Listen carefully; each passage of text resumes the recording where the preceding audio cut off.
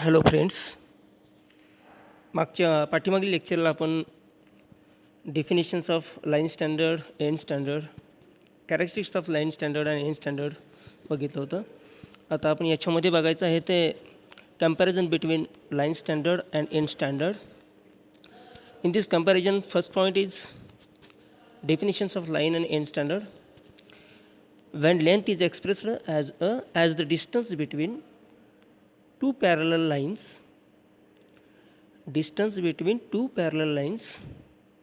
दोन parallel लाईन्समध्ये distance आपण याच्यामध्ये मेजर करतोय, जे एक्सप्रेस करतोय.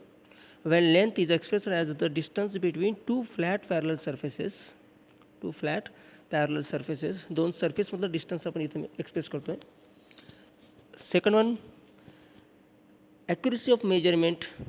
In the line standard, less accuracy up to plus minus 0.2 mm. In the end standard, high accuracy up to plus minus 0.001 mm. Okay. Third point is time. Time need to measure. In line standard, quick and easy. It is not a time consuming process. But end standard is time consuming process. Fourth one is errors.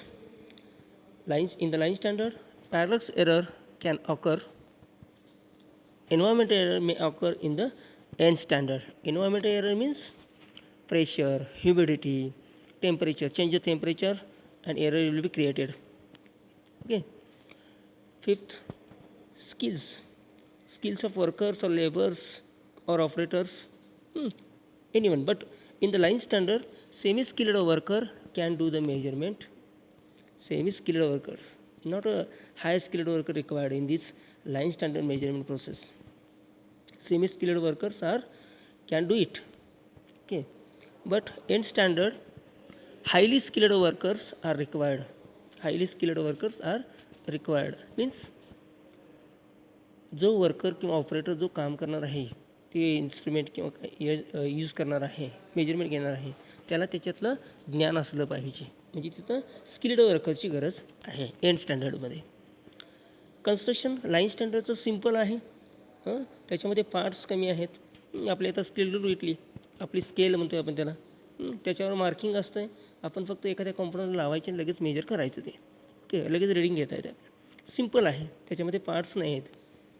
But end standard construction is complex. More parts included in the instrument. Seventh one, cost of equipment is low in the line standard. Cost of equipment is high in the end standard.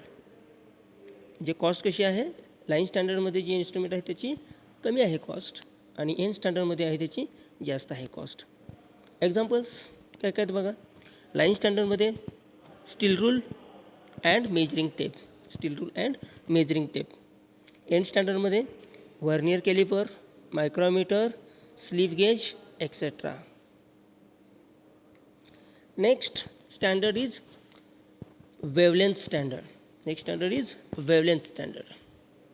Wavelength standard create करण्याची का गरज लागली? कारण line standard आणि end स्टँडर्डमध्ये हे physical standards आहेत. याच्यामध्ये डे टू डे काय व्हायला विअरिंग व्हायला लागलं. ज्यावेळी आपण एखाद्या एंडला अटॅच करतो कंपोनंट, दोन्ही जसं मायक्रोमीटरचे एंड आहेत, एक ॲनिमलचा एंड आहे आणि एक स्पिंडलचा एंड आहे. ते सरफेस जे आहे ते सरफेस आपण काय करतो, एकमेकाला त्याच्यामध्ये कंपोनंटला प्लेस करतो आहे किंवा होल्ड करून ठेवतो आहे, आणि त्यानंतर त्याला आपण मेजर करतो आहे. त्यावेळी काय झालं, याचं विअरिंग व्हायला लागलं. त्यामुळं वेवलेंथ स्टँडर्ड क्रिएट करावं लागलं. Line standards and end standards are physical standards which are subjected to wear and tear day by day and the accuracy get affected. आणि त्याच्या एंडचं ज्यावेळी विअरिंग व्हायला लागलं, ज्यावेळी त्याचं विअरिंग व्हायला लागलं, काय व्हायला लागलं, त्याच्या ॲक्युरेसीवर त्याचा अफेक्ट व्हायला लागला.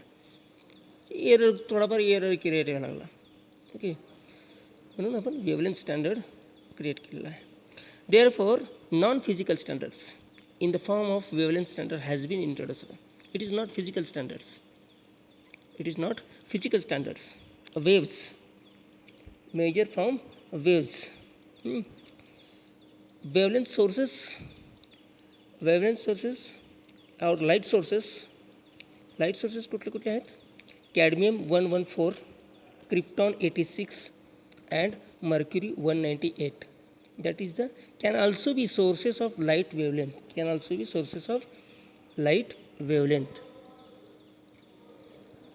आता तुम्हाला जे पिक्चर दाखवलेलं आहे, एक कॉर्नरच्या साईडला बघा, हा आहे प्रोफाईल प्रोजेक्टर म्हणून एक इन्स्ट्रुमेंट आहे. याच्यामध्ये या लाईट सोर्सचा यूज केलेला आहे आणि लाईटच्या सहाय्यानं, ते वेवलेंथच्या सहाय्यानं आपण काय करतो आहे, तो जो आता हा जो कटर आहे, इकडच्या साईडला तुम्हाला जे दिसते ते कटर आहे.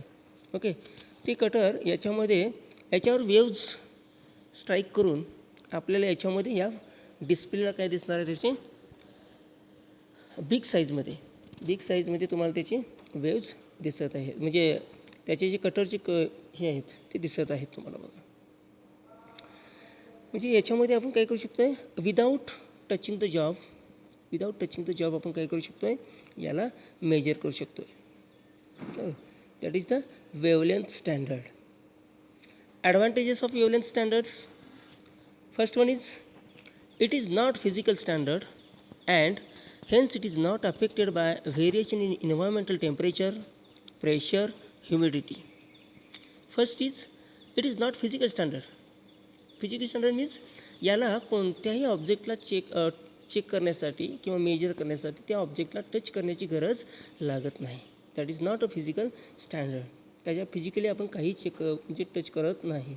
विदाऊट टचिंग आपण काय करू शकतो, त्याला मेजर करू शकतो आहे. त्यामुळं काय होतं आहे, याच्यामध्ये वियर टियर वगैरे येण्याचा प्रॉब्लेम येत नाही किंवा त्याच्यावर इन्व्हायरमेंटल अफेक्ट पण काय होत नाही, इन्व्हायरमेंटल एरर क्रिएट होत नाही. म्हणजेच काय, चेंजिंग द टेम्परेचर किंवा प्रेशर. जर आपण एखादा कॉम्पोनंट जर आपण व्हर्नियर कॅलिपरने मेजर करायला लागलो तर त्याच्या दोन्ही जॉमध्ये आपण पकडतो,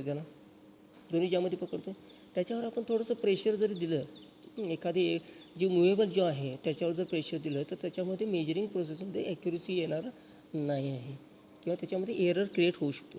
त्याच्यामध्ये आपण जॉबला टचच करत नाही, विदाऊट टचिंग आपण त्याचं मेजरमेंट घेऊ शकतो आहे. Okay. Second one is it is not subject to destruction by wear and tear. त्याला टच करत नसल्यामुळे त्याचं विअरिंग होत नाही, म्हणजे त्याच्या मेजरिंग प्रोसेसमध्ये किंवा ॲक्युरेसीवर अफेक्ट करत नाही आहे ते. This standard is easily available to all standard laboratories and industries. आणि हे जे स्टँडर्ड्स आहे ते easily available आहे लॅबोरेटरीज आणि इंडस्ट्रीजमध्ये. Fourth one is it can be used for making comparative measurements of much higher accuracy. It is a comparative measurement. It is use for comparative मेजरमेंटसाठी. Okay. आणि याच्यामध्ये लाईन स्टँडर्ड आणि end स्टँडर्डपेक्षा wavelength standard जे आहे त्याच्यामध्ये accuracy high आहे. Okay.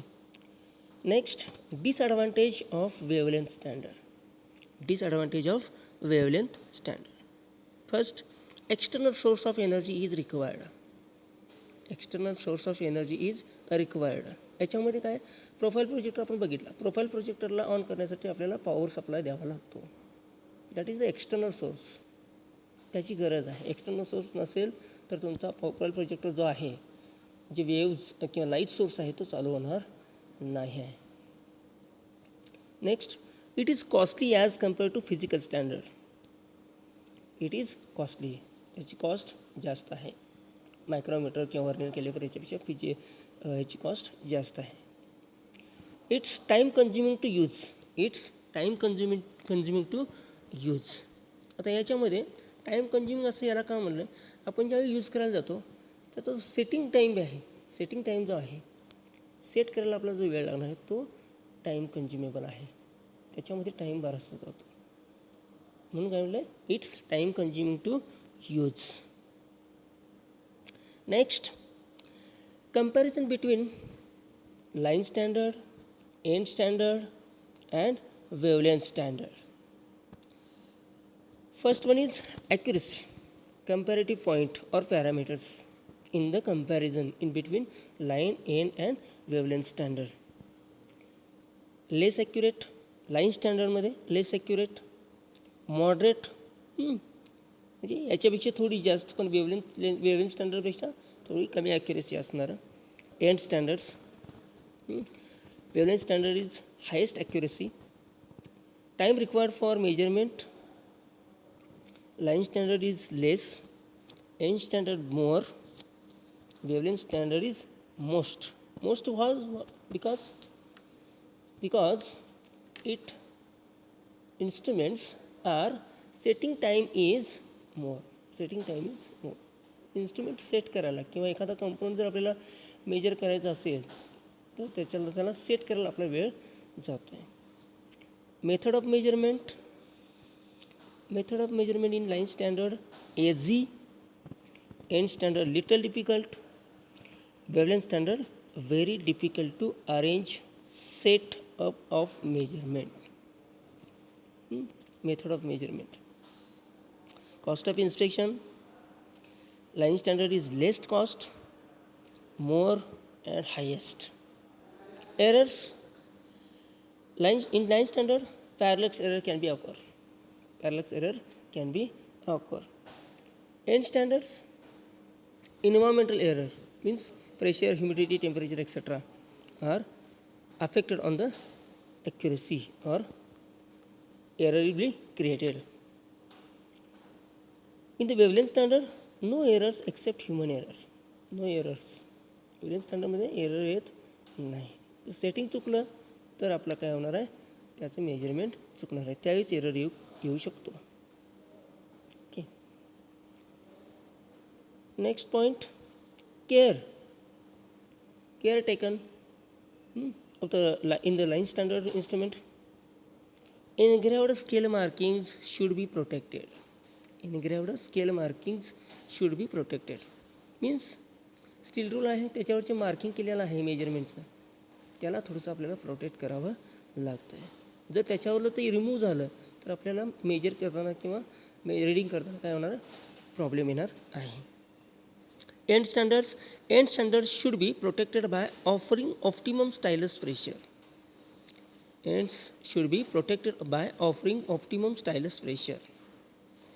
तर याच्यामध्ये जे दोन एंड आहेत ते एंड प्रोटेक्ट करायला लागतात.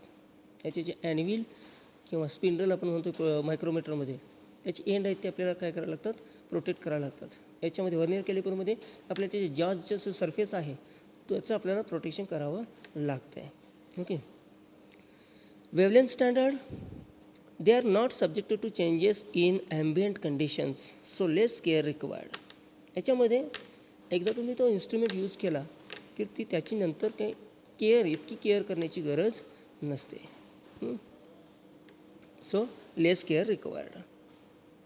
Examples in the line standard, steel rule, measuring tape. End standard, micrometer, vernier calliper, slip gauges, etcetera. And wavelength standard, monochromatic light source means cadmium, krypton, mercury, etc.